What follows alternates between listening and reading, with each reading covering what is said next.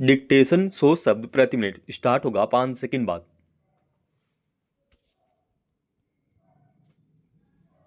Start. वह अपने आप में विचित्र और अफसोसनाक है कि जिस शहर को पिछले कई वर्षों से देश के सबसे स्वच्छ शहर का तमगा मिल रहा हो, वहां दूषित पेयजल के सेवन से लोगों के मरने की खबरें आती हैं। गौरतलब है कि मध्य प्रदेश के इंदौर शहर के भागीरथपुरा में दूषित पानी पीने से कई लोगों की मौत हो गई और करीब 200 लोगों को अस्पताल भर्ती होना पड़ा। खबरों के मुताबिक भागीरथपुरा में नर्मदा नदी की पाइपलाइन में गंदा पानी मिल गया, जिससे पानी दूषित हो गया। लोगों ने इस पानी का सेवन शायद इसलिए भी कर लिया कि साफ और गंदे पानी में फर्क करना मुश्किल हो गया था। सवाल है कि अगर आम लोग पेयजल के लिए पानी की आपूर्ति पर निर्भर हों, तो उनके पास गंदा और दूषित पानी पहुंचने की जिम्मेदारी किसकी है? लोगों की मौत के मामले के तूल पकड़ने के बाद सरकार ने गलती मानते हुए आनन फानन में कुछ कर्मचारियों के खिलाफ कार्रवाई करने की बात कही, लेकिन यह साफ है कि संबंधित महकमों की नींद तभी खुलती है जब कोई बड़ा नुकसान हो चुका होता है। यूं देश भर में लोगों को स्वच्छ पेयजल उपलब्ध कराना सरकार का दायित्व है, लेकिन ऐसा लगता है कि आम लोगों को उनके हाल पर छोड़ दिया गया है और इस क्रम में उनकी सेहत के साथ साथ क्या होता है, इसकी परवाह शायद किसी को नहीं है।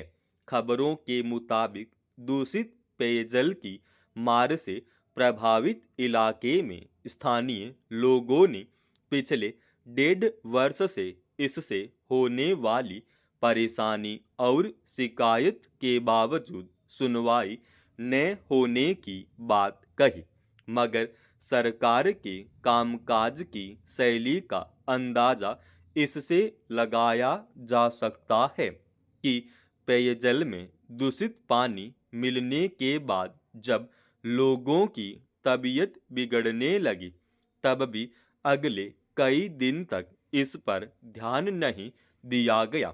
इसके अलावा पीने के पानी के पाइपलाइन से अलग गंदे पानी के निकासी की लाइन को सुरक्षित मानकों तक दूर रखने की व्यवस्था नहीं की गई।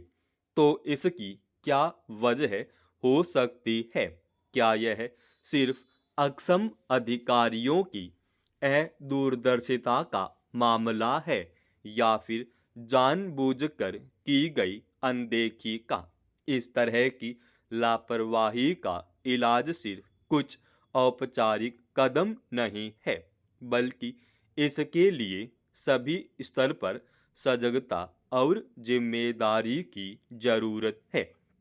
विडंबना यह है कि सरकार का मकसद प्रचार के लिए किसी शहर की स्वच्छता के तमगे हासिल करना रह गया लगता है। सबसे अच्छा शहर कहे जाने वाले इंदौर में अगर कुछ लोगों को जहरीला पानी पीने पर मजबूर होना पड़ा, तो इस विरोधाभासी हकीकत की पड़ताल करने की जरूरत है कि ऐसे तमगे जारी किए जाने के पैमाने क्या है। पीने का पानी सबसे बुनियादी जरूरत है जिसके बिना ज़्यादा वक्त तक नहीं रहा जा सकता। सरकार देश भर में हर घर नल से जल पहुंचाने की योजना के तहत सबको स्वच्छ पेयजल मुहैया कराने का दावा करती है, मगर इस दावे की हकीकत अक्सर सामने आती रहती है। जब किसी इलाके में भूजल सूख जाने तो कहीं पीने के पानी के लिए लोगों के जदोजहद करने की खबरें आती है।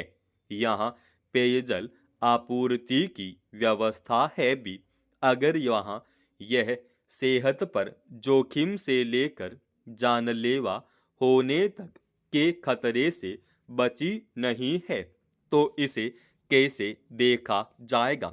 यह समझना मुश्किल है कि कमियों के ध्यान देने और पेयजल के पाइपलाइन के सुरक्षित होने की निगरानी नियमित जवाबदेही में शामिल क्यों नहीं होती, ताकि ऐसी त्रासदी से बचा जा सके। प्रगति के कई सोपान पार करने के बावजूद भारत में अंधविश्वास की जड़ें गहरी हैं। इस देश की यह ऐसी स्याह तस्वीर है जिसकी आमतौर पर अनदेखी की जाती रही है।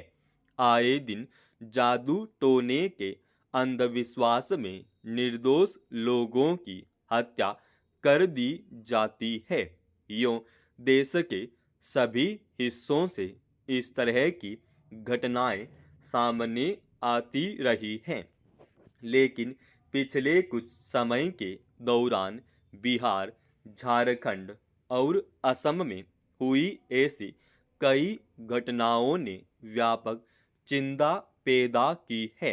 गौरतलब है कि असम के कार्बी आंगलोंग जिले में मंगलवार रात हुई घटना ने एक बार फिर सबको झकझोर दिया है।